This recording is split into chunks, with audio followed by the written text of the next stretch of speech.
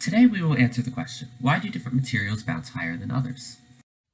The materials you need for this experiment are pretty simple. All you need is a rubber ball, a hollow ball such as a ping pong ball, and a solid ball such as a marble. Size matters less in this experiment. Today we're mainly going to be looking at the composition of the balls. Once you have all your materials, drop each of them one by one from a consistent height. In this case, I'll be dropping them from 6.5 feet.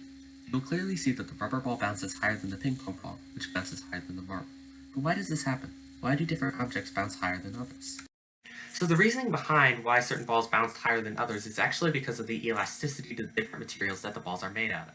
So when the ball is at a certain height, it has a large amount of potential energy, or the energy of position. In this case, we're looking at height. Once the ball is dropped, the potential energy is being converted into kinetic energy, or the energy of motion.